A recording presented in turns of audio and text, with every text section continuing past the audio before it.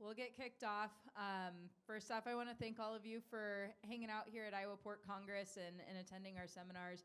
This one was brought to our attention from a couple people, seeing Kari do a fabrication and present as well at other conferences. And so we were really excited about it. We did a little further outreach to groups, in the restaurant and food service and our retail partners, getting an audience here that is very impactful to our industry, but might not always be our direct audience. We speak to a lot of producers and Kelsey and a lot of our staff, try to do, work with a ton of partners, but this was a seminar that was for you guys as well as our producers. So we're excited about it.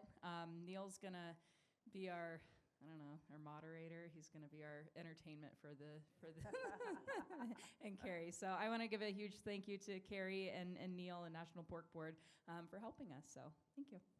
Good morning. It's always dangerous when they give me a microphone. So Neal Hall with the National Pork Board. I work on the domestic market development team, work a lot with retail and food service. So I'm just going to kick us off because this show this morning is not about me. It's about getting into the pig. But really what we're trying to do is build a bigger appetite for pork. And I wanted to point out I'm a former producer from Appanoose County. So we raised pigs when I was a kid growing up, so 70s, 80s. And it makes me sound older than I think I am. But happy to be here this morning and share a few things with you. Kari joined us, and I will tell you, Kari has done some work with the National Pork Board last year at the annual meat conference. So that's where retailers from across the country come. There's probably 2,500, 3,000 attendees, and we did one of these fabrications in the general session room. And then Kari joined us in California. We did an innovation summit in partnership with Century 21 Pork last fall. And really what we're trying to do is get people to take a look at the pig different. And having worked on the packer side, right, I understand that there's something about efficiency in a plant, and you got loads coming today and loads coming tomorrow and loads coming the next day. So you got to be very efficient about getting product through the plant. So Kari, I'll hand it over to her in just a second, and then we'll banter back and forth. So really we're calling this, right, the many moments of the hog. And it's all about, I always remind producers, you raise pigs, but you also raise flavor. And that's really what our new campaign is all focused on, is how do we focus on flavor, and then how do we get retailers to think different about how they merchandise pork? I've said this in front of very large retail customers that the meat case today looks strikingly similar to it did 20 years ago.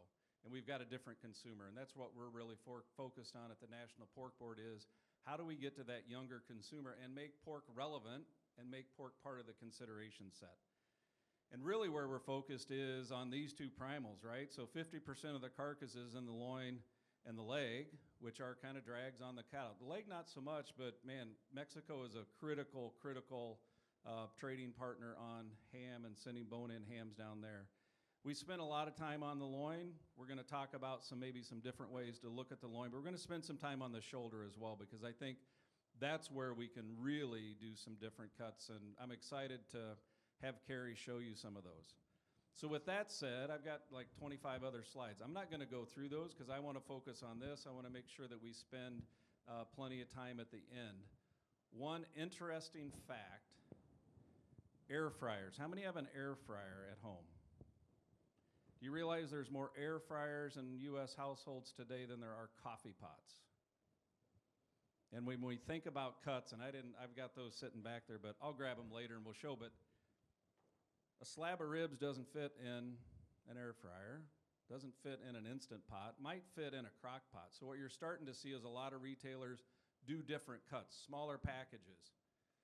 Protein's having a moment. We said that. Dr. Newman, who's our new CEO, has said that as well. So we're really trying to make pork relevant to that younger consumer. Kari, I'm going to turn it over to you, and then I'll be here to add color commentary. I said earlier I'm going to be Al Michaels today. So she's calling the plays, and then I'll just give some color about I wouldn't have run it that way. But well, I wouldn't have made that break at 5 and 6 or 4 or 5. I would have done the 1, 2 or the 3, 4. Hey, I'm Kari. So thank you so much for the lovely introduction, and thank you for allowing me to be your guest today. When the student is ready, the teacher appears. So I'm always grateful for you, the folks that come and show up, and I'm glad you're here. And we're going to have a moment together. So I always like to say we're going to get a little piggy with it. Get it? piggy. So how many people have seen a pork breakdown? Okay, so quite a few. And so then you know that this is the shoulder over here. No, okay, and then, okay, so we got the pieces in part. So we're just gonna do a quick review. This is the head side, for those of you that haven't had this opportunity. Here's a portion of the jowl.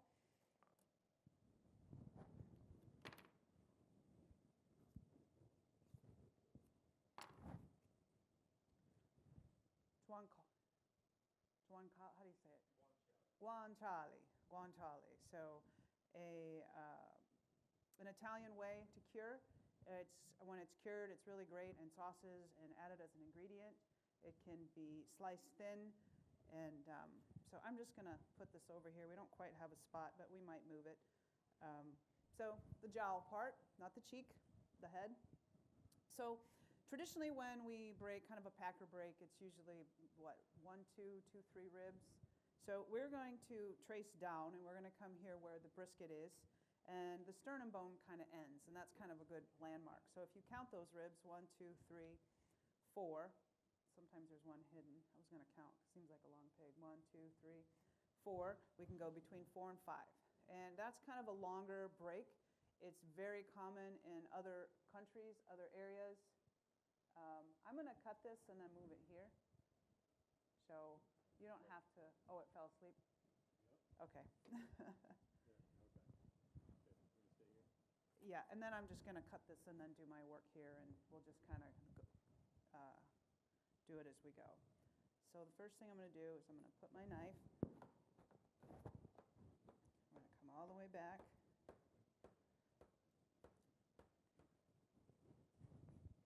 And then if I could, break this just a little bit more. And then I'm just going to run my handsaw in here. If you can actually twist this off, but I don't have gravity as my helper. So I am originally from Indiana. I'm old enough to watch my Cubs struggle forever and win a championship. I've always been, it's a little controversial now as I've aged, but a Bobby Knight fan, and I've always loved IU basketball. Being from South Bend, I've always been a fan of Notre Dame football. Never thought in a million years I would experience IU here. So I'm really kind of got into that rib. I'm in that rib bone. Tried to miss it. Okay. So really excited for the state of Indiana here. Just for 1 year. It was quite the season. I am a sports fan, but I won't talk too much more about sports. Okay, so now we have our longer break. And you'll see here we did cut into the ribeye side a little bit more, and I came down here and clipped the brisket. So we are moving part of the ribeye so that, you know, we have a loin problem. Well, challenge, an opportunity, not a problem.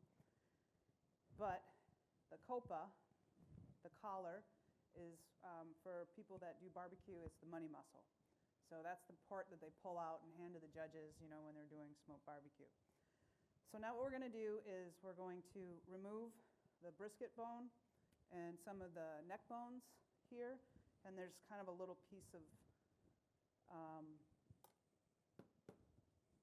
short rib, if you will. So I'm going to keep my knife against the bones. How are we doing here? I want to see if I can. Yeah, I'm going to pull this down a little bit. Okay.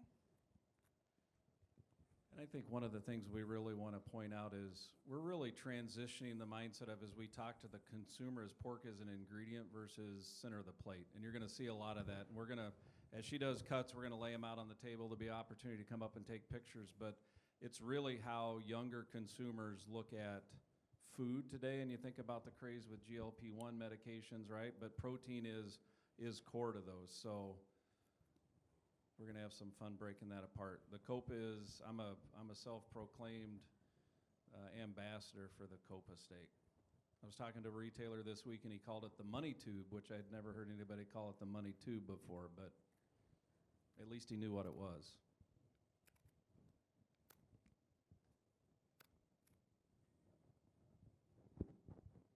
So there's a little, I call it a key in here, and you got to unlock it. And once you get that guy, it works out pretty well.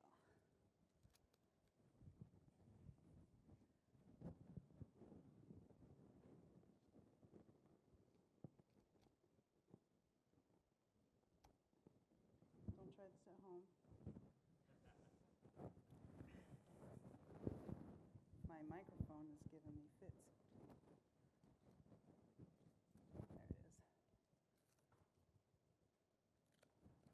And I'm just trying to keep my knife against the bone as best I can. Okay. All right.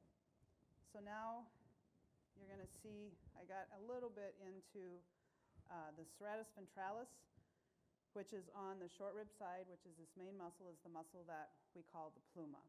And that's the main muscle that you'll see in a traditional CT butt.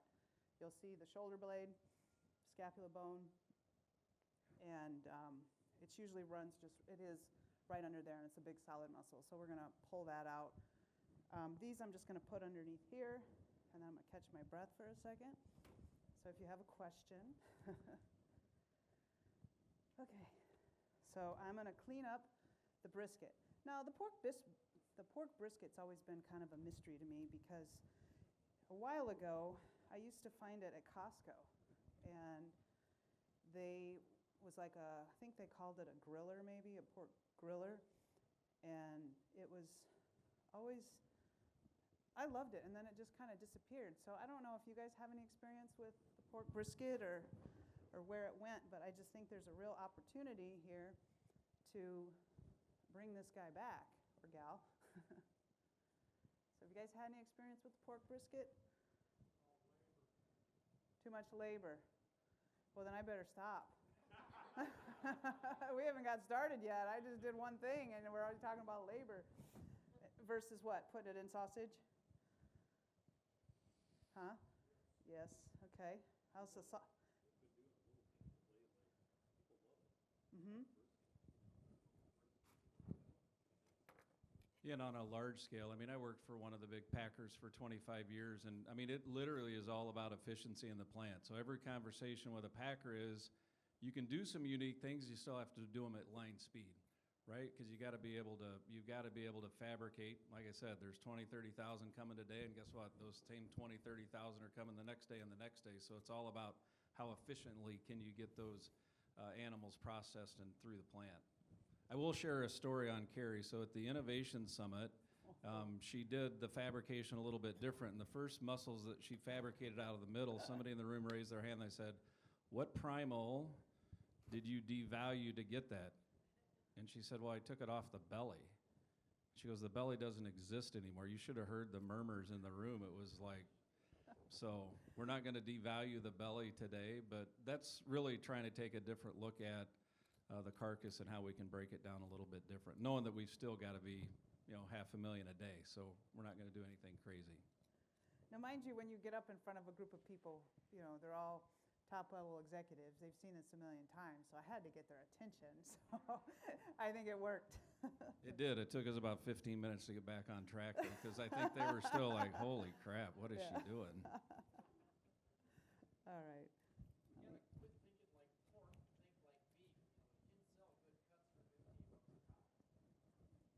Yeah. I think that's kind of what our approach is here. Yeah.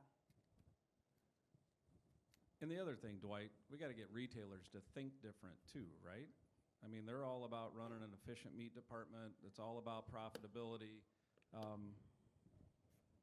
And a retail, I will always say this, and I worked in the Fairway Meat Department when I was in college, and it's, we did a rib ad last year. We got to do a rib ad this year, right? And we talk a lot about, and I talk a lot with retailers about, we don't necessarily have to sell everything at a discounted price. We got to teach the consumer why it's worth more. That retailer I was on with, earlier this week, you know, like, oh, we're focused on butts. And I'm like, yeah, and you run them for $1.29 a pound. We don't have to do that.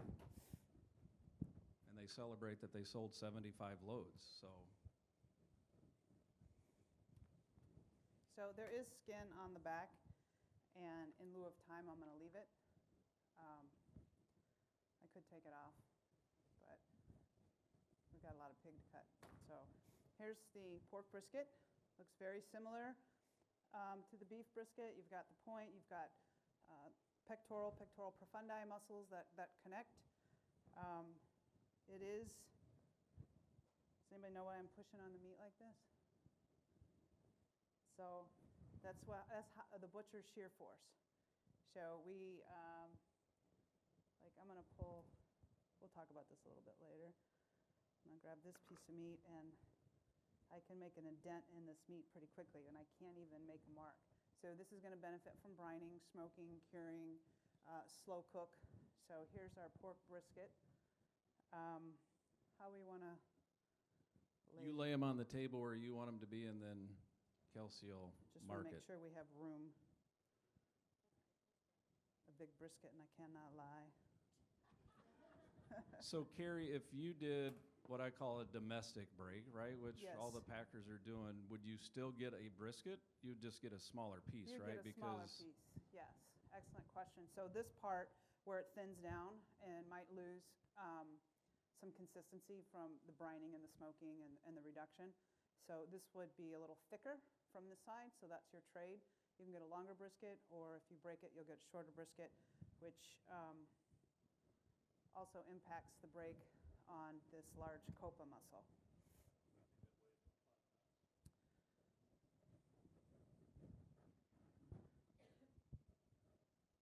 Yeah, 4, 5 pounds. Yeah. Mm-hmm. Okay. So now we're going to remove the copa muscle. And I kind of dinged it up just a little bit right here.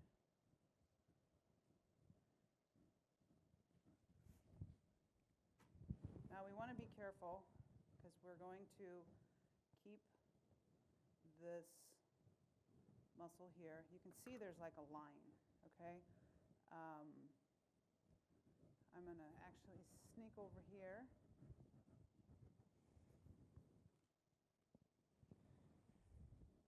And we're going after a shape like this because we're trying to keep the other side intact.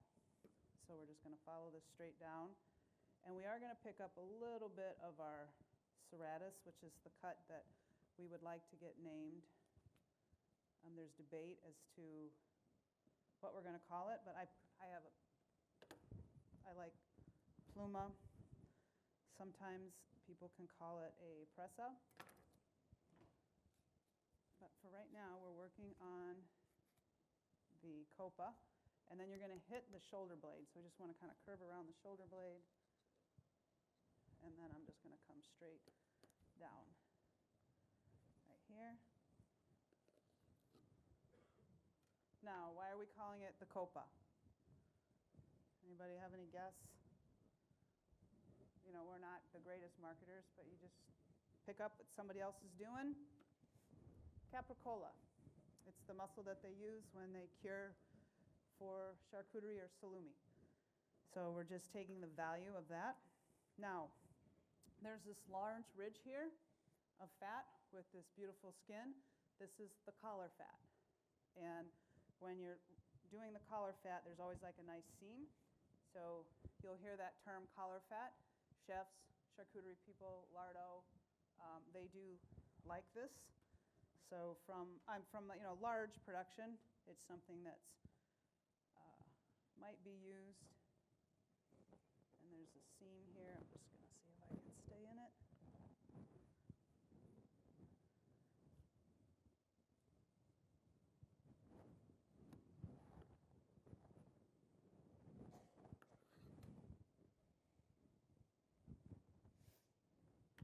So we don't have a label for this, but this would be the collar fat.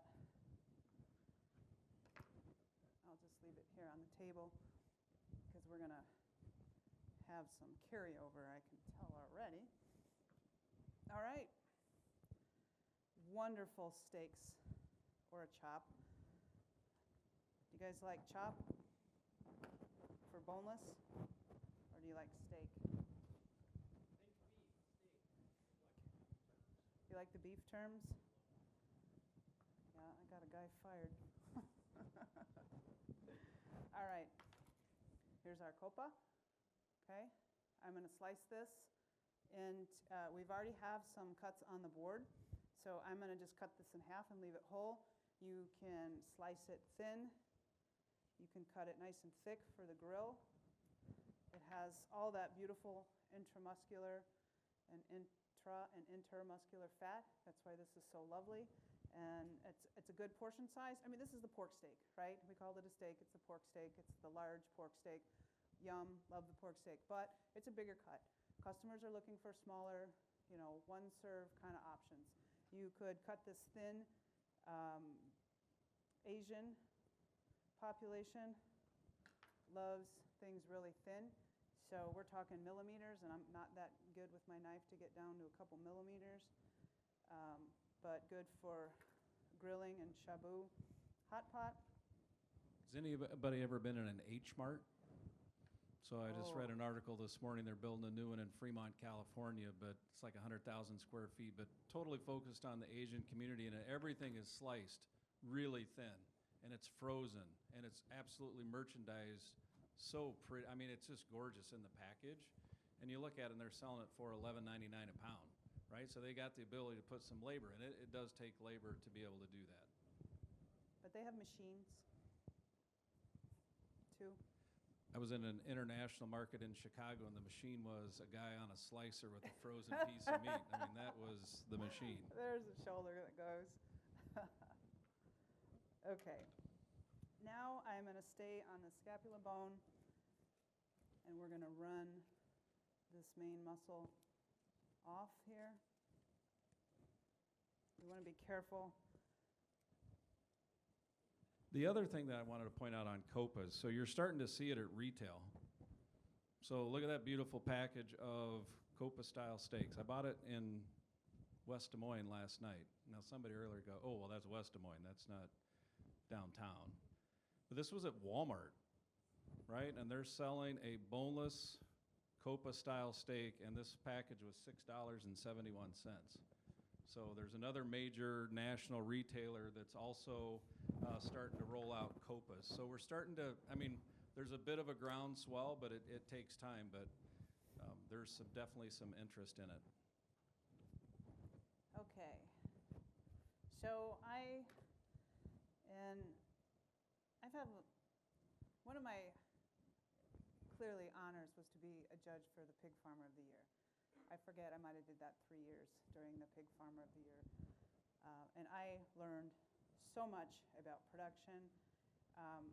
I was put on the team because I was a little more familiar with kind of like local agriculture and production, and just trying to represent the whole side of the industry. And I just learned so much. And what really came out about this was, and that's where I got a lot of these kind of ideas, was being around local butchers that have to process the whole thing. They're not, sending it off to a packer and they bring in the whole animal, and they've got to sell every little pieces and parts. So that's what turned me on to some of these cuts. And where these cuts in the shoulder really thrive is if we can get a little more marbling into the product. And you'll see here we do have some marbling. This is the Denver. It's the serratus ventralis. It's from the Denver cut.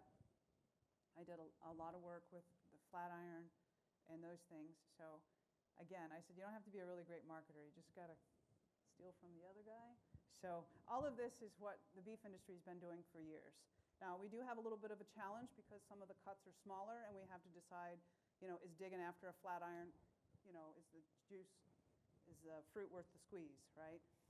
And so those are some of the things that we have to look at, as Neal was talking about.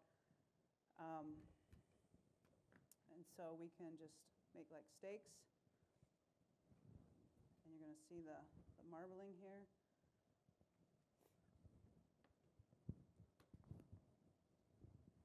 we have some other pieces already cut for the table. And this is usually, I would say probably, what would you say? Weight-wise, I'm going to say,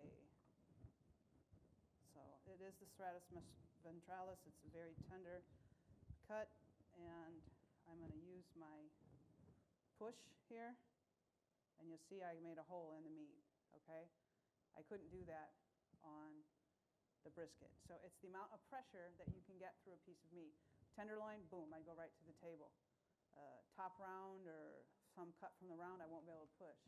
So don't go to the grocery store and poke holes in all the packages, okay?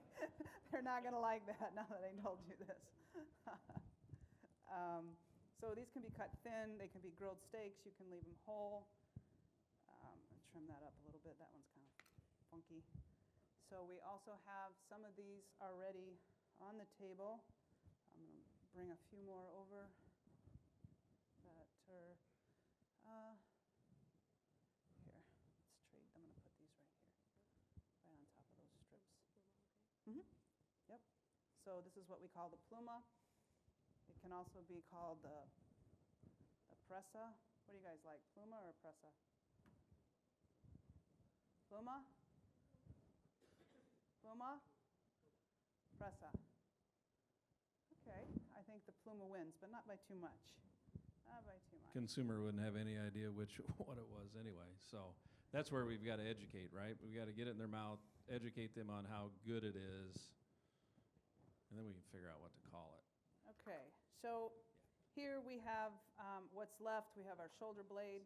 We have the flat iron on the other side. I could try to pull it, get in this joint here, but it's not kind of my forte, but let's see. I spent many years boning out pork butts, so I kind of come at it a little differently. So I'm going to come at this slightly different. We're going to pull the picnic.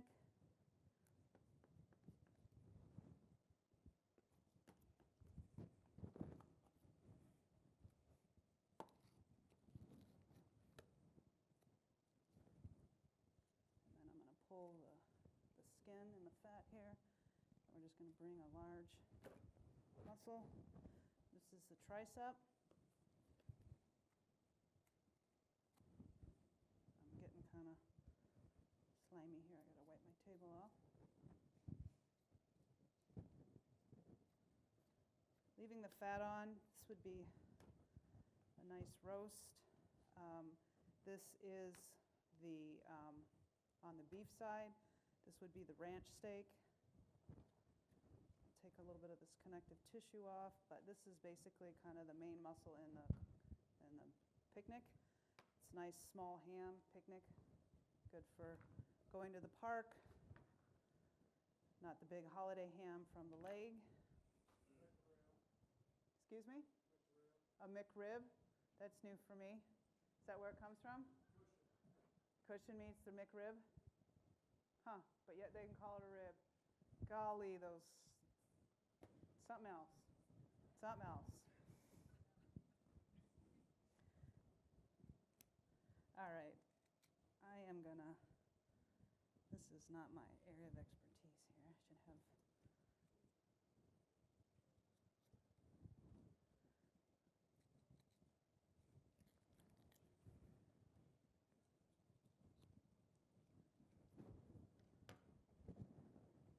You know, while we're on the shoulder, there are retailers, I mean, right at retail, you got a lot of case ready, so it's coming out of packers and the plants that's ready to put on the shelf. You've still got retailers that have meat cutters and back fairways, one example, but Schnucks in St. Louis, anybody familiar with Schnucks? So they bring in commodity butts. They're actually taking off that copa muscle and selling boneless pork steaks for, I think they started at $2.99 and then went $3.99 and $4.99, right? Because they just, and then they use the rest of it for their sausage program. So that works really well for them, right? They can buy commodity butts on the market and do that. But the ability of skilled labor in a meat department anymore is hard to come by. Really hard to come by. Although the guy at Fairway last night in Waukee, man, I was so impressed with that kid. I worked at Fairway for 3 years in college, and I was like, oh, I want like 2 really good porterhouse Iowa chops. And he reached in because I was going to tell him which ones he wanted. He picked exactly the ones I wanted. And then the next one, I'm like, hey, I want 2 of those. And he grabbed them before I went. I'm like, dude, those are exactly the ones I wanted. He goes, I know what you want. So skilled meat department labor is really hard to come by. So I'm kind of whittling away at this. I typically come at it from a different direction, but that's all right. We're going to get it out here. It's not going to look pretty, but good thing we did one ahead of time.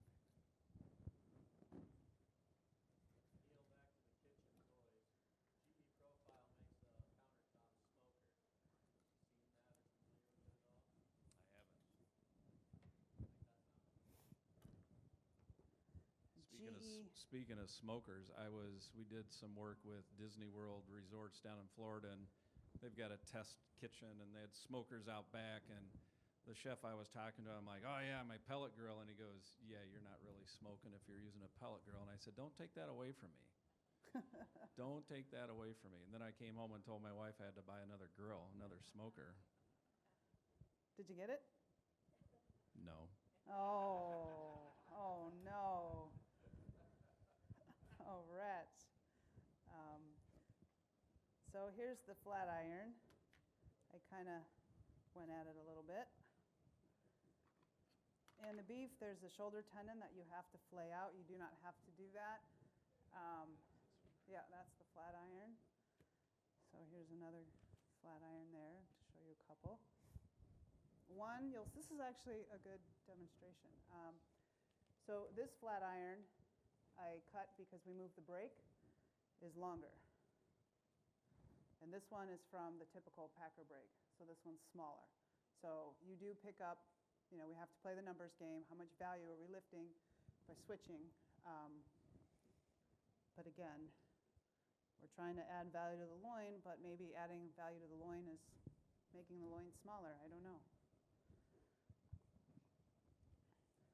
Scapula bone. It's about the size of the human. I kid you not. I'm going to leave that here in case somebody wants it. Skin, tattoo people like to practice on it. And then in lieu of time, what you really would have done is bone this thing completely out. Here's the shank, here's the arm bone right here.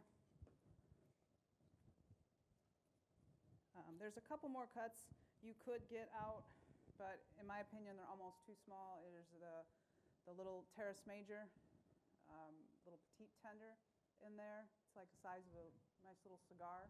That's another cut that you could go after. And then the other one is a mock tender, but I like the name mock for a reason because it is a little tough, so I like keeping that name. But again, the thing with this is even if you can just grab the copa, the pluma out of here, we're elevating that, and it's still sausage. We still have sausage. We might be messing up our 70-30, 80-20 blend that we love so much for sausage. But again, it's still sausage. And so we can still make that up. So what do we think so far about that? I'm going to transition now. We're going to break the loin. Any questions on the shoulder?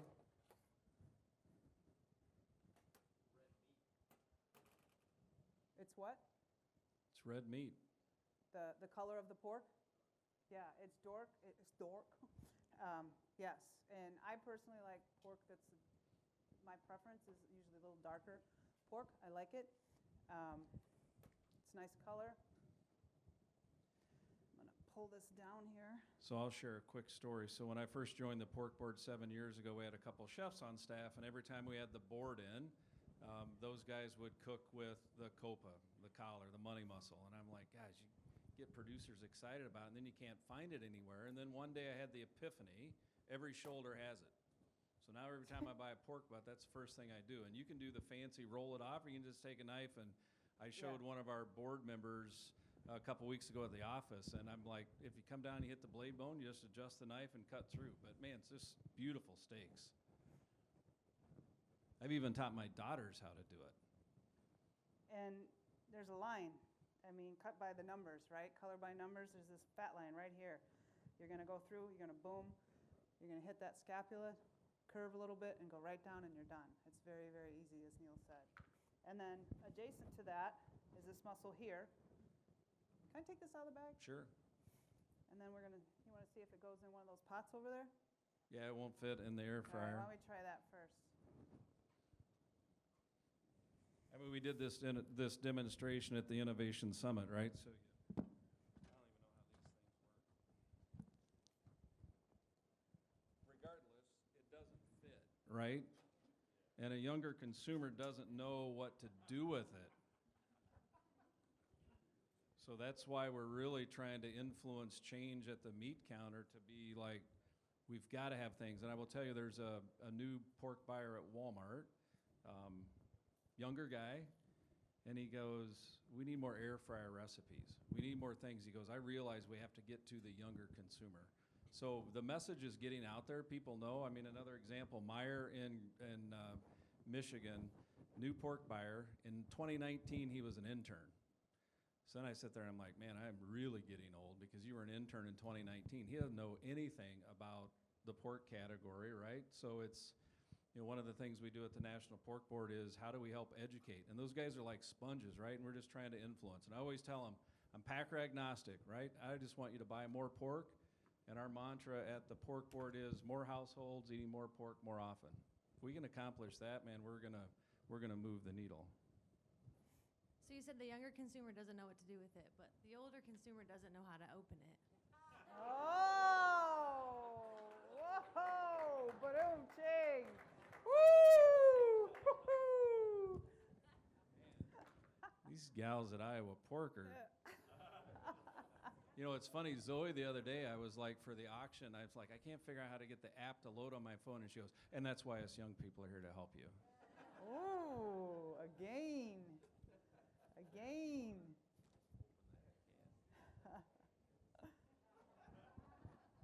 Did I open that? No, you opened it, didn't you? Thank you. All right, I trimmed up the belly a little bit for those of you that were watching me. This is a cut.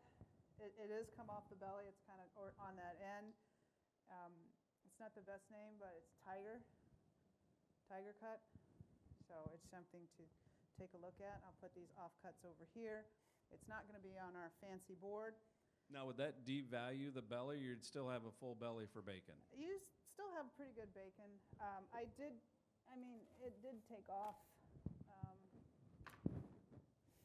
this little fat piece here.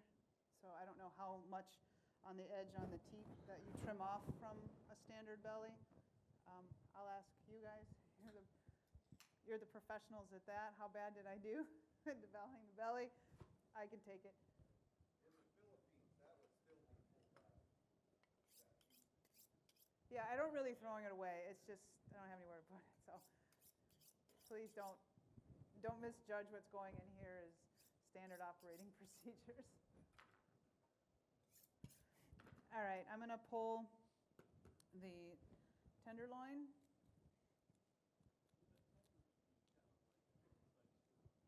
Yeah, it's not the same muscle, but it would have a similar eating experience. And the question up front was, is that tiger the same as an inside skirt on beef? It's not the same, but it has a similar experience, for like Atacha.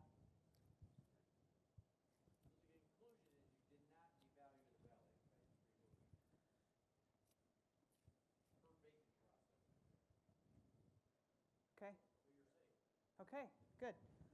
We got a new cut then. I'm afraid. I'm afraid. Okay. The tenderloin. Don't be afraid, Kari, because really what we're trying to, we just got to start thinking differently about the process, the way we do it, because keep doing things the same way. What is that? They call that and expect a different result. It's called insanity, something like that. Yeah. Okay. So the tenderloin goes right up in the pelvis. So on a human, you can get in here pretty good because this is the pelvis bone, and that's going to be the tenderloin. It helps us stay nice and tall, upright. quadrupeds. It's just hanging around, that's why it's so tender. Okay, tenderloin, not the loin. This is one of the big confusions in the industry. It always surprises me, but here we go. Tenderloin. We are going to put some tenderloin. We're going to do some medallions. We're going to do a butterfly. We're going to put that on our board. So quickly back to our shoulder. If you buy this at home, it's really easy to do. Like I mentioned, there's this line right here, and then this here is the pluma, this big muscle here. So you can just take that line, come down. If you can kind of go that way, you're going to put a little bit more of the pluma on the coppa side, and there you have it. And so the cuts that we picked up at Walmart, they do have a little bit of this muscle on that side. So that's very simple, and then you just take this, follow it over, and bring it off, and then you have it. You too can be a butcher at home, be your own butcher. I think there was probably some campaign like that years ago on some big whole items, I think. There was, and we actually did some point of sale for a retailer. It was Be Your Own Butcher, right? Showing them how to take a boneless loin and cut it into chops, and how do you make 4 or 5 meals out of it. So, yeah. Okay. Now, breaking the loin, there's a couple ways. Visually, you can look at the dip in the saddle. So right here, that puts you in kind of the muscle. I'm going to try to stay just inside this joint here, so my break might be slightly off, but I'm going to, before I do that, I'm going to see if I can pull this sucker over.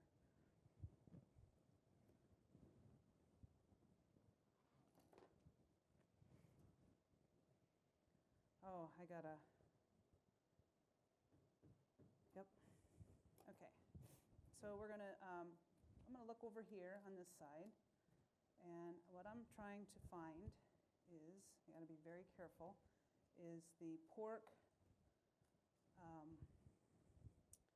tri-tip.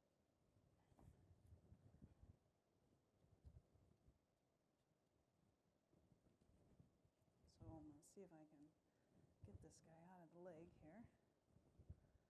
And it wraps around the sirloin tip. I think that might be also called cushion.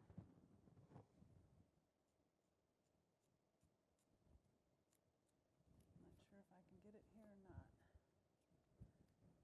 It's so small.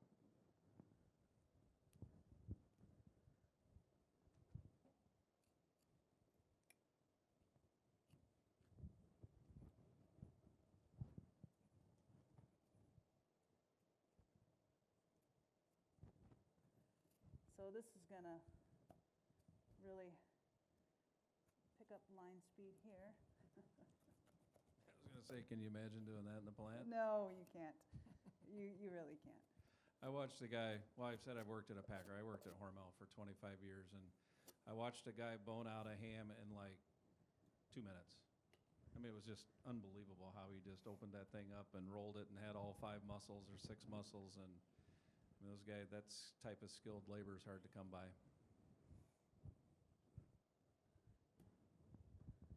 Okay. I'm just going to go right here in this joint. Kelsey, how we doing on time? 11:30, and we're going to 1. 45 minutes.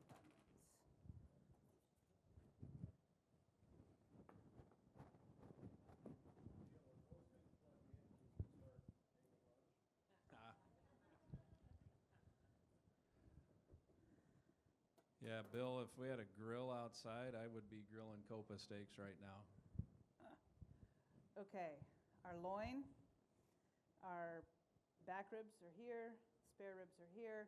I cut a little bit of the spare rib here if I would have taken that full rib that Neal has. Yeah, I'll go find it for you.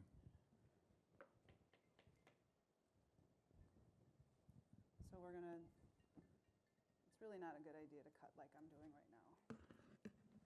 Because if I were to slip, that would be bad.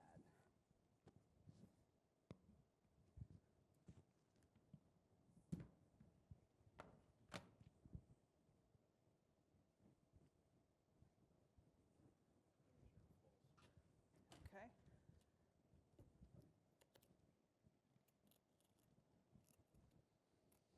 But if you go into specialty markets, and I took the Iowa board, I know a few in the room were there, but we went to Tony's Fresh Market in Chicago.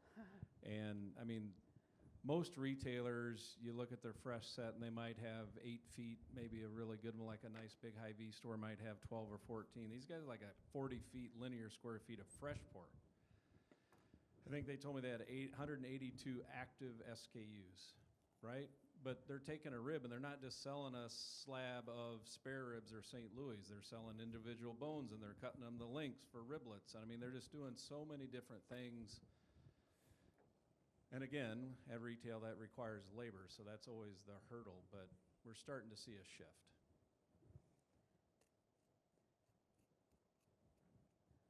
So I'm coming around the lumbar here along the back, talking about riblets.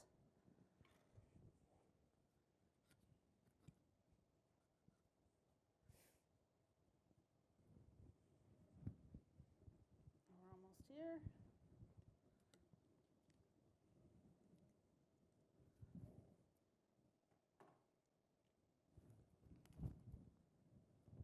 That's one way to take it out.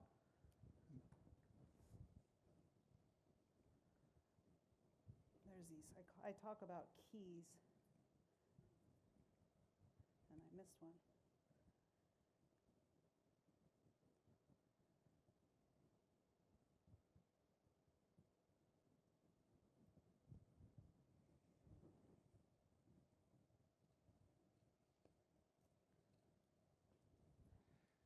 Now, if you would have left that rib on there and taken the chine bone off, then you would have had a piece where you could do tomahawk chops, right? Yes. And there's a few packers that are selling whole, long bone, and you have to take that chine bone off so a food service operator, retailer can then just take and run the knife down through and cut chops. But you could do double bone, single bone. So think of, you'd probably trim this up a little bit, and then you'd have your, what do you call it? The Des Moines chop? What's that called? Iowa chop. The Iowa The chop. porterhouse. Oh, boy. Yeah. Welcome to Iowa. Oh, boy. Okay.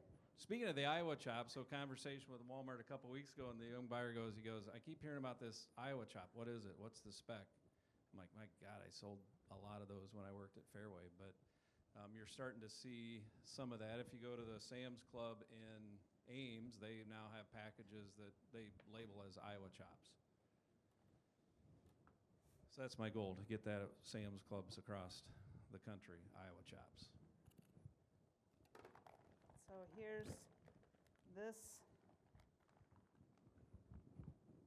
spare rib. So we were talking about, are we devaluing? We have this muscle here.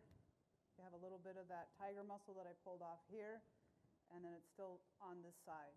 So this is a pretty traditional spare rib. There's not too many St. Louis on here. Basically, it's pretty tight break. So that's basically almost your St. Louis.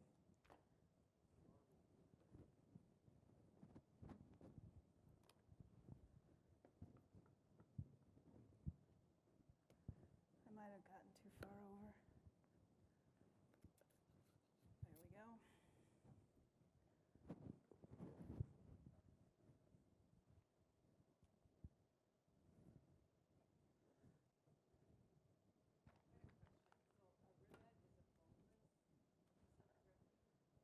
What was the question? A ribette. The riblets. I usually get them from the lumbar. That's what I call the riblets. Do you know, have a different way for those? Somebody in the room smarter than I always called them feather bones, right? It's off the top end, but if you went to Applebee's, the riblets are those. And you're starting to see those at retail as well. Nope, there's bone in there. So the rib tips are the end of what I took off the full brisket, and those are called the rib tips. And those, you know, you can just buy like rib tips. It's this whole piece that comes off the top. So those are your rib tips. And they would also call that meaty brisket bones, right? Or is that somewhere else? Meaty brisket? Briskets, yep. So now you can see here, we have where we took off. This is kind of where your traditional side meat comes from. I am going to roll this. So I'm going to take a little bit of this here because we're going to make a porchetta. So I'm going to take this piece here.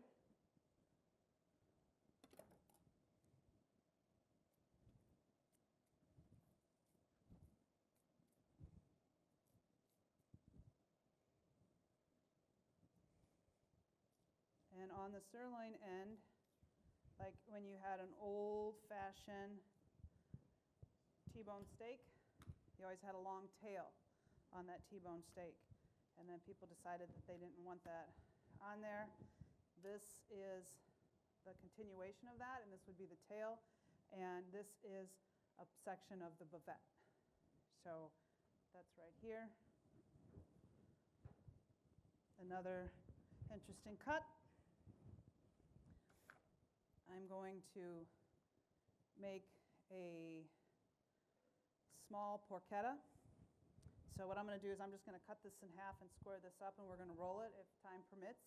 But I want to get a couple more cuts out of the leg here before I do that. So we're going to, we have the belly where you can take the belly and you could make 1-inch cubes for ribbed burnt ends. So, you know, if you go to Costco and you buy the, I shouldn't say Costco so much, but go to Costco and buy the belly. You can have it, sometimes they're sliced really thin, which is nice for ramen, as we're trying to reach more of the younger ethnic consumer that doesn't want to buy a large section. We talked about H-Mart. You look at cuts in Japan. I mean, it's like a pin board, and it's just like all of these thin little cuts of meat and different muscles. And it's almost like a little variety pack. You know, you can get thin copa. Then you can get the lean shabu that we're doing from the loin. So from the loin, we can get our ribeye chops from the loin. We can get thin shabu. Shabu is very, very thin piece of meat, usually lean with a piece of fat, and this goes into a hot pot. Boom, it's done. You eat it, it's over. It's not, oh, I got to marinate it for 24 hours, or I got to think about it, I got to fire up my grill. Little broth, boom, you're done. Shabu, cuts like that you would see in H-Mart. We've got thin ribeye, we've got diced, kebabs, just all these little value items that seem like Captain Obvious, but sometimes it's hard for me to find those things in the typical meat counter. It's like, why is that so hard? I'm going to set this aside. No pun intended. You know, when you talk about the pork Here's our belly, I mean, belly. there was a time where the only place you could buy just a fresh pork belly was the club store. Now you're seeing it everywhere. I mean, I picked up a half pork belly at Fairway last night. You're seeing retailers that sell a third of a pork belly. There's a packer on the East Coast that sells an exact weight 1 pound package of just fresh pork belly. When I was at Hormel working on the bacon side, from a marketing standpoint, we always used to joke, man, if we just had 4 bellies on every pig, because everybody has an affinity for bacon, right? I mean, they love flavor, and that's an indulgent thing. So we just got to balance that mix of bellies that go into bacon and bellies that we use for other items. But speaking of H-Mart, they merchandise belly like 20 different ways. I mean, they have tenderized belly. They have belly that's, I mean, they just merchandise it so many different ways.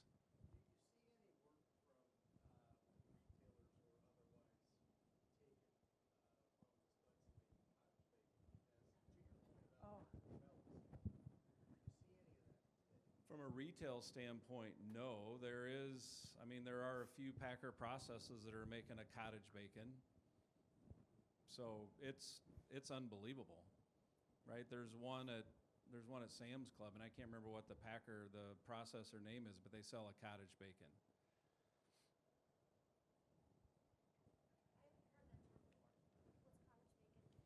Cottage bacon is typically just made out of the copa, right? So it would just be that smoked and cured and then sliced. Makes a great breakfast sandwich. Like from a food service standpoint, Starbucks used to have a cottage bacon that they bought from a packer that I used to work for. So it just makes a great, great item.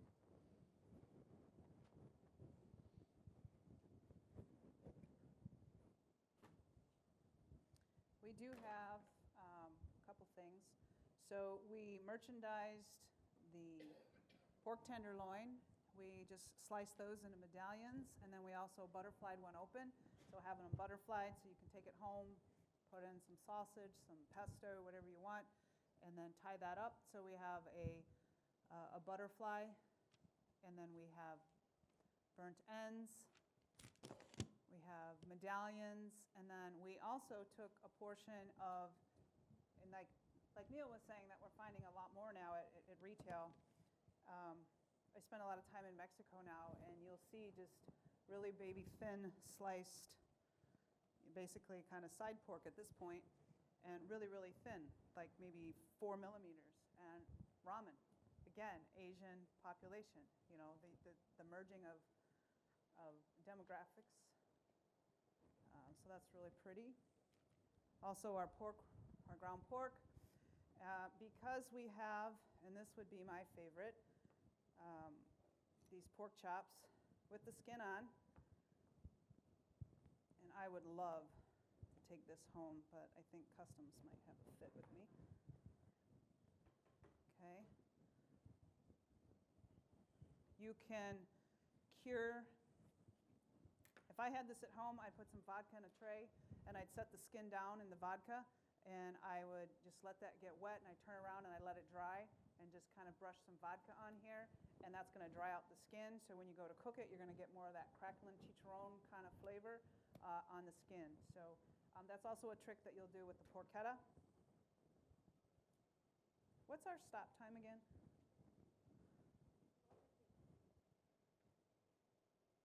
So I have a half hour. Yeah, 30 minutes.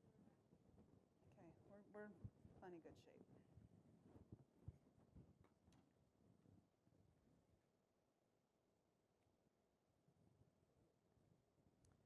So here's our skin-on thick pork chops. I'm not sure where this is going afterwards, but I was going to say somebody's going to come after these. So diced, thin strips, anything we can do. How are we doing over there? Do you want any of these? Yeah, do you want any of these? Yes. A couple of these on the board?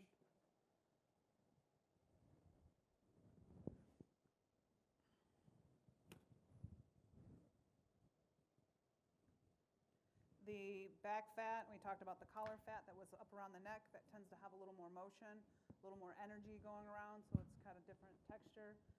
This piece across the back of the belly, excuse me, the loin, this is the back fat. So it's a little different. If you're processing it, always gives you a pretty clear separation line on where to pull it. If you're doing this at home, that's your back fat. What we didn't see a lot of in this hog was leaf lard. So Mother Nature's Crisco. So that's the real deal. And the leaf lard is very coveted for bacon, for bakers.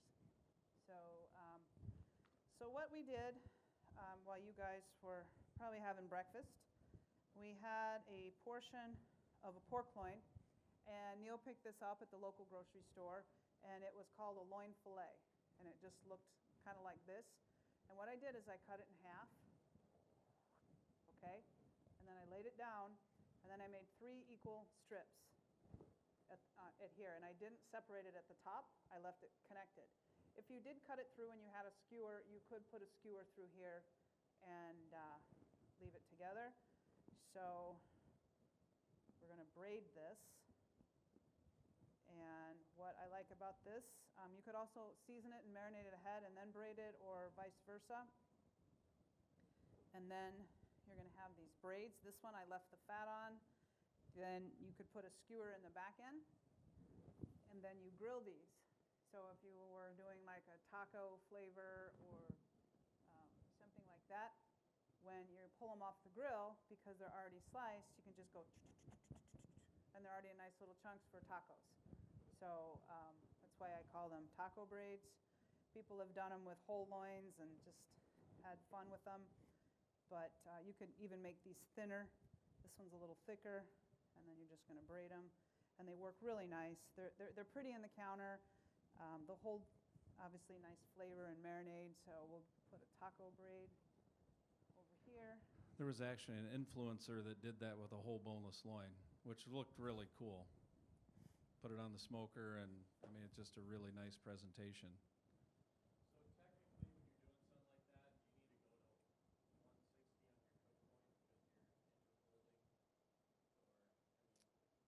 As an agent of the USDA as part of the National Pork Board, USDA guidelines are 145 with a 3-minute rest. So no, you wouldn't have to go to 160. It's still whole muscle. It's still whole muscle, and you haven't like penetrated the surface of the meat. But when I present, I always say on behalf of the USDA guidelines are 145 with a 3-minute rest. It's okay to maybe not take it that far. USDA requires me to say that, but you can change people's perception of pork if you cook it right. No, 100%. I'm just saying. Yeah, no, there's Folding, is that just like grinding? no. It's like cutting a chop. You know, it's kind of that same process. It was a whole muscle, and I just cut into it. If I would have tenderized it and then marinated it, you know, maybe you'd probably have to go a little higher. But 135. I mean, that's one of our challenges, right? To get people to cook pork right. And I have people over there like, my God, that's the best pork chop I've ever had. Where did you buy it? And I said, it's less about where I bought it. It does matter, right? Because you can get a really crappy pork chop sometimes.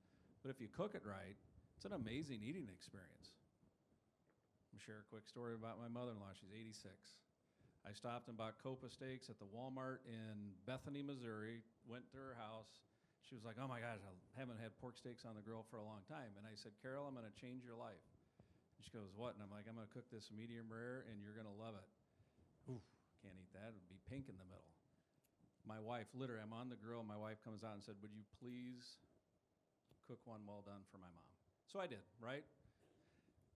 2 months later, she came to us and had thick cut ribeye chops. I didn't tell her it was pork. I just grilled it, medium rare. I bias sliced and put it on the plate, and she goes, wow, this is really good beef. I'm like, no, it's not beef, that's pork. So I'm on a mission, just one consumer at a time, but it's fun to be on the National Pork Board side and start influencing retail and what they're doing and what they're merchandising as well. All right. So we're moving into the leg side. While we were chatting here, this is definitely, this is not really that marketable. It's just if you're at home and like you always have pigs, but you guys are pig farmers, so maybe you do. The oyster. It rests in the area of the pelvis. This is also a thing that you get from beef. Looks like an oyster. That's where that comes from. So now I'm going to... What is that weigh? Like 3 ounces? Yeah, maybe. It's a good looking piece of meat.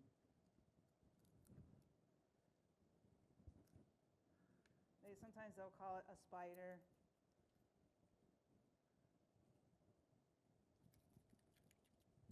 You know, as she's working on that, we talked about the tenderloin a little bit, and I've always said we, as an industry, we do a really good job of confusing the consumer. So think about the retail meat case, and the marinated category has grown, and it continues to grow, right? It's convenient, it's easy to throw in an air fryer, easy to throw on the grill, but there's 2 different items, right? There's a marinated tenderloin, and then there's a marinated loin fillet. And I've done this test with my daughters, with their friends, when we're at a meat case, and I'm like, tell me the difference, and they're like, they're the same.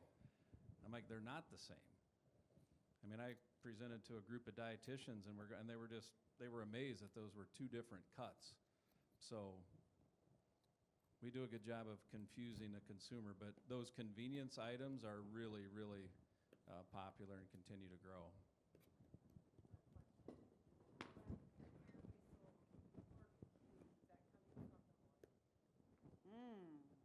Pork Watch- cubes could really come from anywhere. They could come from the shoulder. They could Watch come very from the carefully. loin. I mean, if they're darker, and we did cubes here for kebab that we cut out of the loin. We did some dice that we did out of the shoulder. I mean, you can basically dice it. It could come out of the ham if you wanted to. Yeah, diced kebabs. It's always nice if they list the origin, and then it kind of gives you a heads up as to where it's coming from. So that's common on the beef side too. If it's lean, looks like a kebab, it's a kebab, but then you grill it and then you're chewing it like crazy and you're wondering like what on earth just happened here. So, all right. So, excuse my, oh goodness. Why didn't somebody tell me? Sexy time.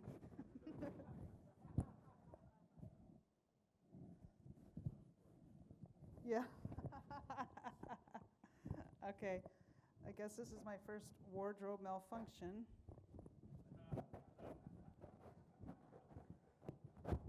Sorry, guys. Might be a little tough here. Let me try. Oh, goodness. Whew. All right. This is the pelvis, the ball and socket. I broke it a little differently, so I do have some loin meat in here. I was just cheating, so I didn't have to saw as much. Okay.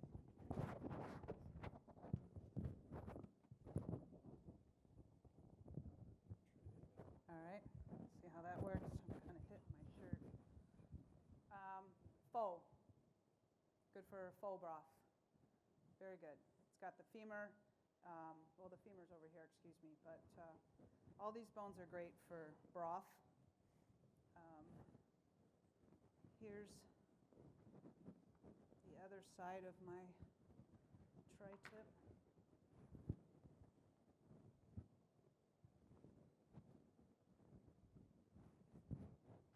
Okay, now if we were curing, you see there's a lot of blood that comes in here. That's the femoral artery.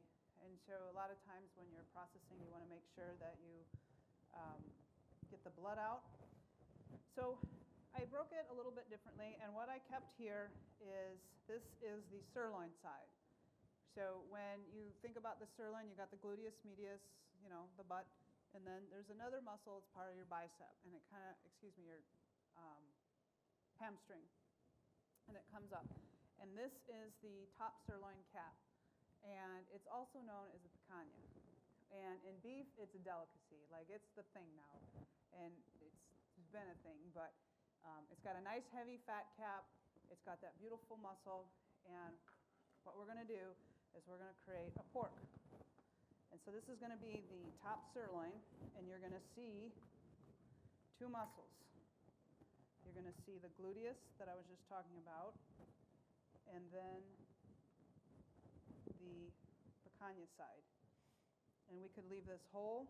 Some people leave it and keep some of the gluteus on here. We could take it and make it smaller.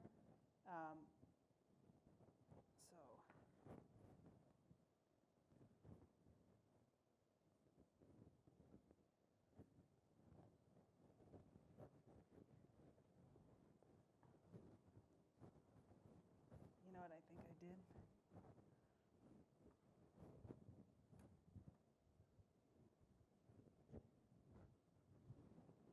No, I think we put it back together. And then here's our picanha. It's kind of small. I made a mistake. I cut it when I was digging after the tri-tip. But this piece right here, this is a little gem. So this is something I would have my R&D people take a look at. It's You find it a lot in Mexico. It's great on the grill. It's got that nice fat cap on there. And then here's our sirloin. I'm going to just trim this up just a second here. Show you the top. Usually don't use such a big knife doing this. Can't tell if I got it or not, but here's our picanha.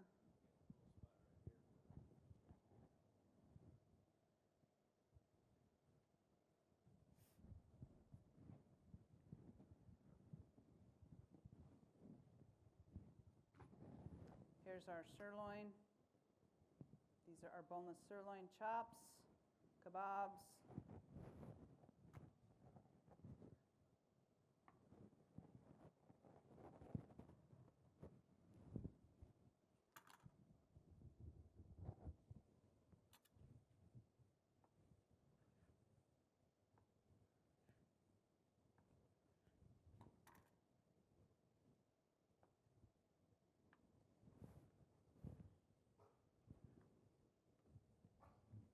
Bless you.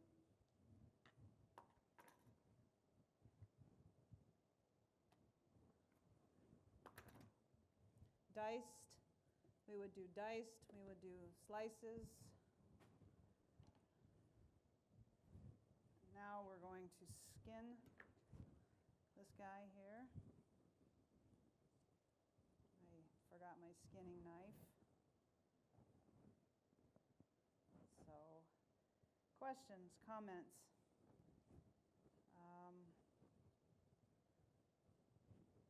Something you've always wondered, except where's the secreto come from? It's a secret. I think it's the pressa. I think it's that little piece of serratus.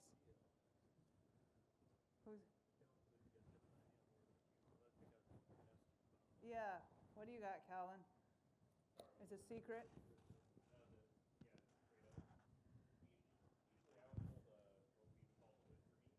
Uh-huh. Yep. Mm-hmm. Okay.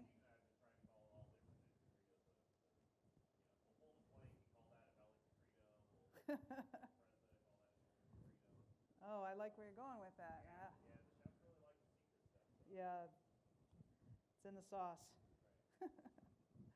I like that idea.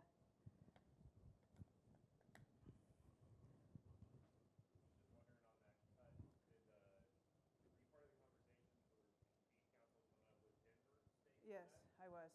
That's part of my. For the pork cut, like, pressa, ploma, those are both like Spanish terms. Like, what's a more Americanized thing to get people is that we have the St. Louis ribs, we've got Boston butts. They love names. They love city names. Yeah. That came out in the research. I was part of the group that named those cuts with the. I was a consultant for them. And our research, consumers really like names, but it makes sense because they already know them. It's like, oh, that's really interesting, but wait a minute, they already know those names. So, it is a good jump.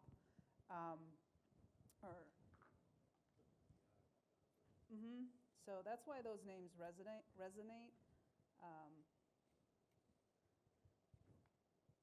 anybody have? I kind of like the Spanish names because it's kind of unique. It seems a little upscale, if you will.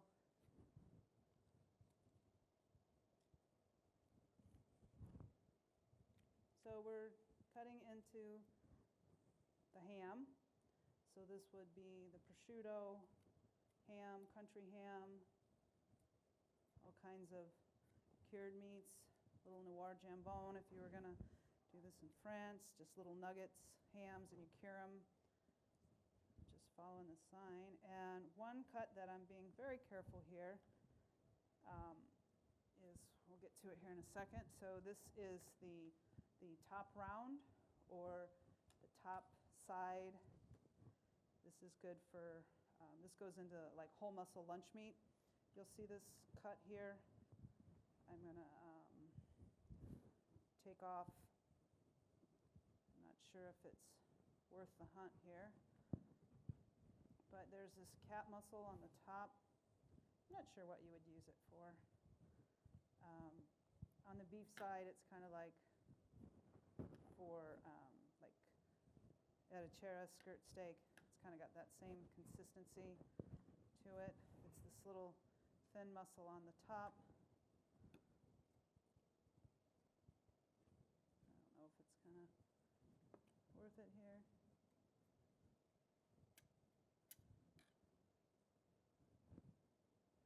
I just think this stays on the ham. I know they pull a lot of these off on the beef side because they get in the slicers and it kind of jacks up for lunch meat. So they like a clean single muscle. So I don't know if that falls into place here. What's that? Yeah, a fajita. It's got some connective tissue in here. That's the cap.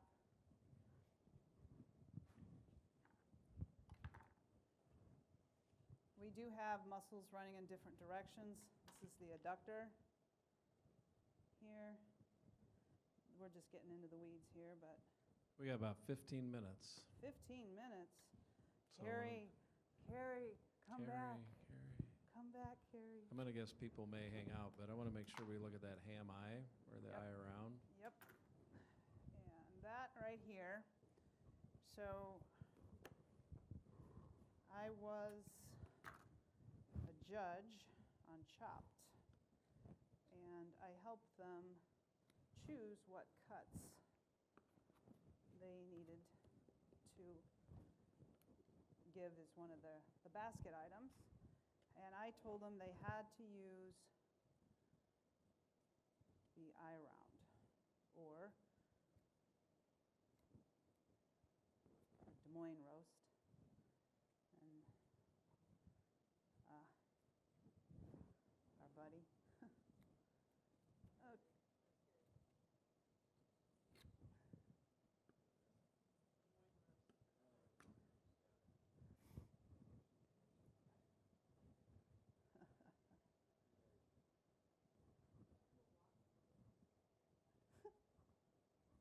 Milwaukee.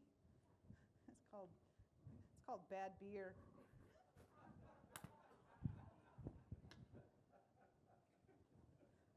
Sorry. I'm sorry. Yeah. Okay, so here's it's kind of small, but not too small.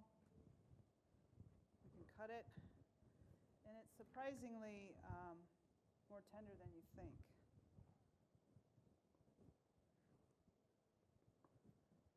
I think this should be a mainstream cut, and maybe it already is.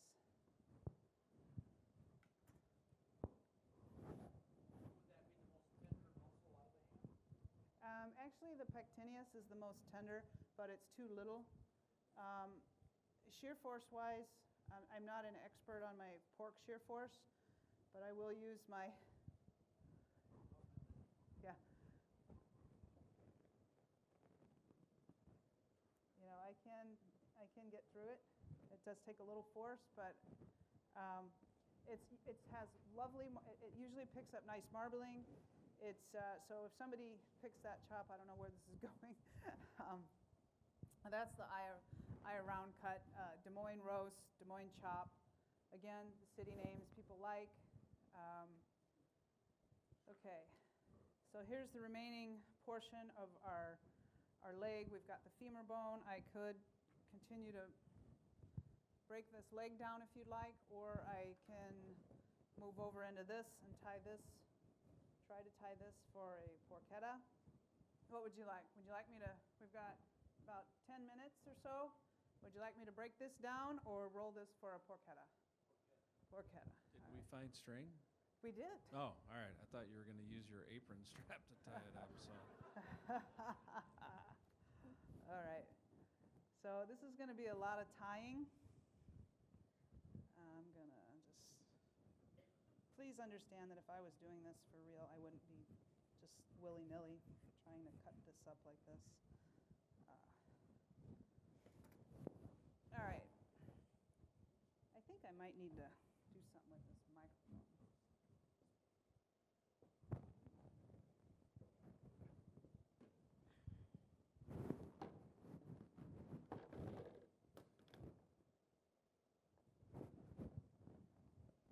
So, I've got my, let's see how we do here.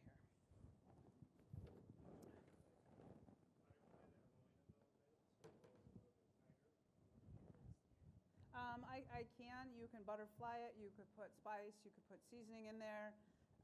You're still going to roll it back. So you want me to butterfly the belly out more?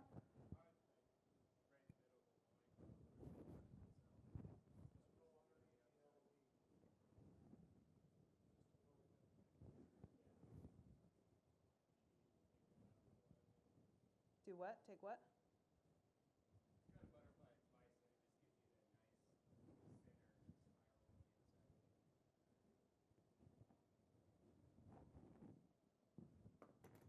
And then what are you going to do? You take that loin more flat, and then you roll the loin towards the belly. Start with the loin. And then, so you're saying butterfly that and have it out wider. Okay. I've never done it this way.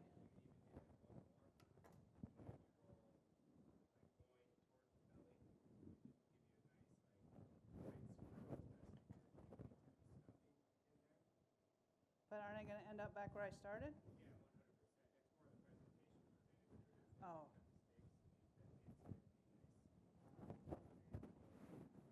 And then you would have, you said more Italian, is that what you said? Yeah, thank you. And then we'd also have some spice or color in here, which would be nice.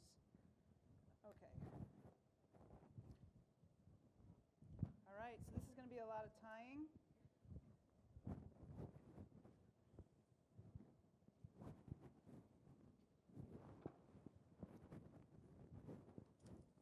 I think I need to turn off my microphone.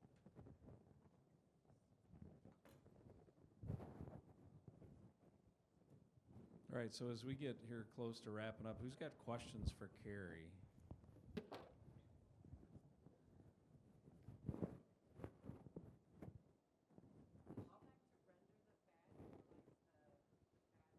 Yes. Yes. Somebody asked me what's the most underutilized cut in the carcass, and I'm like the fat. I think we've evolved back to where fat is good. Obviously, with the right diet. I mean, you don't use your fat with a bunch of carbs. But yes, it's the leaf lard that I didn't have to show you. Just doing regular lard. I just have to turn this microphone off. I mean, you're getting the point now, retail, where you can find tallow, you can find lard, which for years you weren't able to find those things. One of our challenges is we basically bred almost all of that back fat lard out of the pig. I remember growing up, when we would take a pig to get it butchered, I mean, my mom would have 4 pans on the gas stove, and we were rendering lard. And then cracklins. We didn't even talk about chicharrones. I mean, with that skin. Oh, lost my mind. No, it's all good. What other questions in the group? How do we attract young people into the trade, the long-lost trade of being a meat cutter or a butcher? I mean, we think the packer is the only solution. There's a lot of companies that aren't packers that are customers of the packer, and it don't have to be locked in this paradigm that it has to be in line.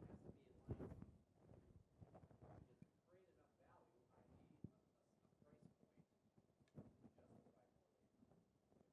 labor.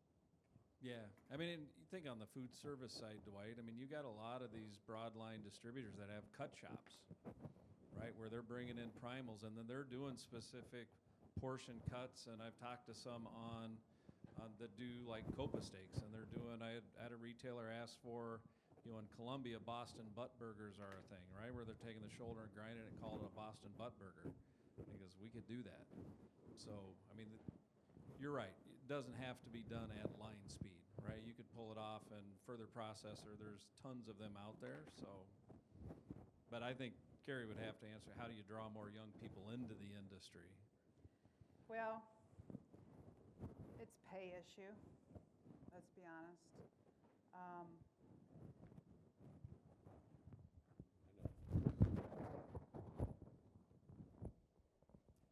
Pay issue, but then also making it a career and not a job. You know, I like to see more smaller cut shops come into play. You know, the last administration put money into middle processing, you know, getting, you know, smaller mid-packers in. I think it's getting young people in there. I think it's giving them an opportunity to be part owners, you know, equity. Owner-operators, yes. So somebody's got to, I get this asked all the time, I can't find the person, where is it? So I have an online vocational trade school. I'm a third-generation butcher, both my grandmothers, my grandfather, and I got my first job cleaning up the meat department, my very first job. My boss says, grab a cigarette. I said, I don't smoke. Light this cigarette. Follow me. And he puts me over a bunch of pans, and it was full of rotten chicken juice, and I had to clean them. So being a woman in the industry, you do get challenged quite a bit, and looking back, that kind of sucked.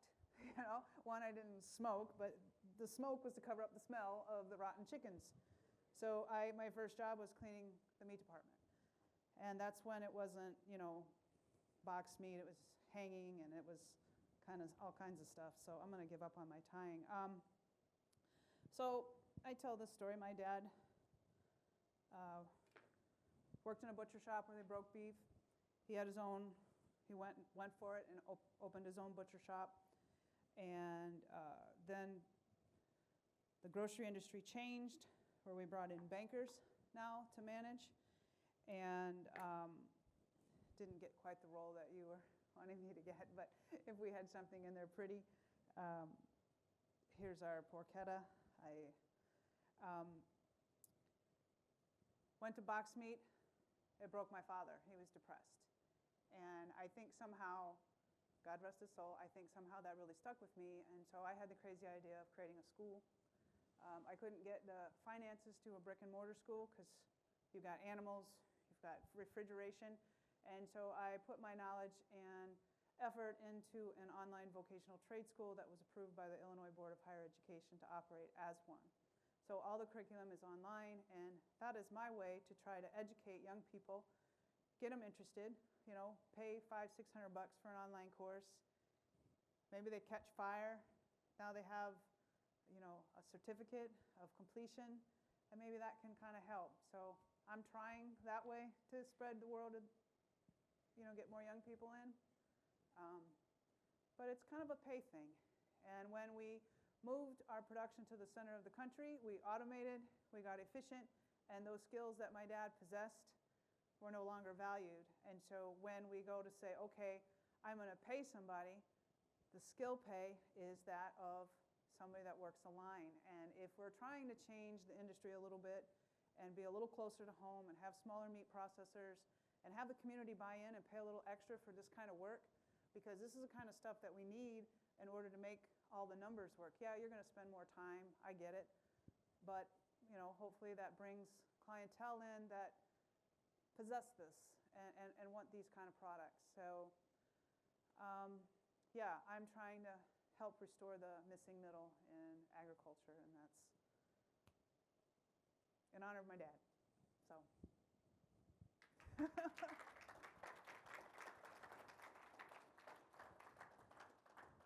What other questions? God, you talked about cleaning the meat department. I remember being under the meat case at Fairway on a slow Saturday, and they're like, clean underneath the coils and stuff. Ugh, that was awful. Ooh, that's another good smell in there. What other questions you have for Kari? Anything with intercostal meat? On the pork side? No, not really.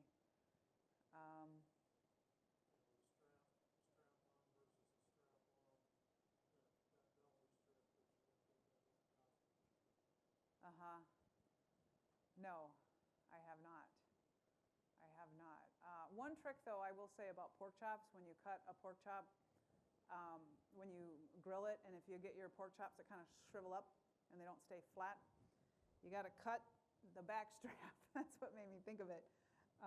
You just got to clip this portion. It's usually kind of right here, and if the bone was around here, just make a little cut right here, and it's my little trick to a better pork chop, so it'll lay flatter when you cook it.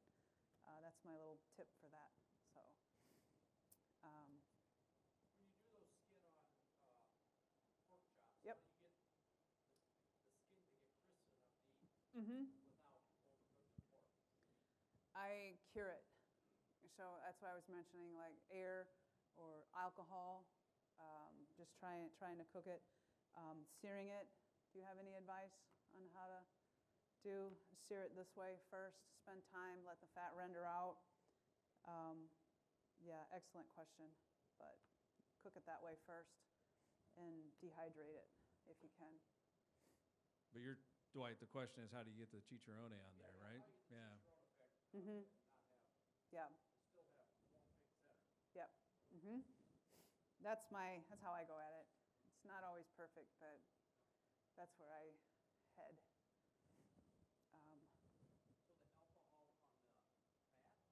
The skin. Because the skin's got a lot of moisture, and we're trying to dry it out, so it gets that crackly, bubbly kind of experience. Any alcohol, vodka, bourbon, anything. Whatever one you like to drink. Yeah. Do a shot. Or the one you don't like to drink. You just want to get a. Yep, that's how it works, right? You know, when you, it's always a shot after, right? Mm-hmm.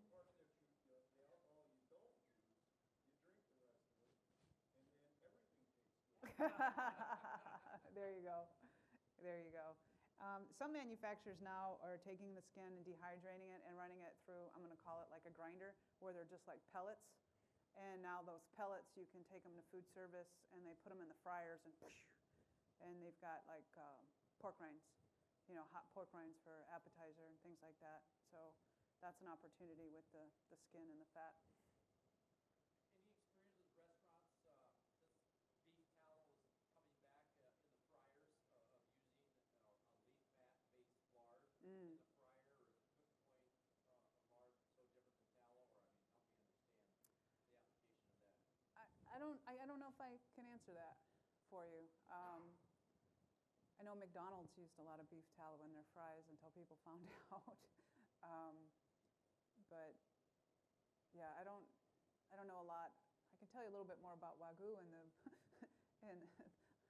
acids and why that fat's a little bit different. But it does render different. It takes a longer cook point to get it to that point versus some Wagyu beef fat. But I don't know that much about the melting temperature of pork fat.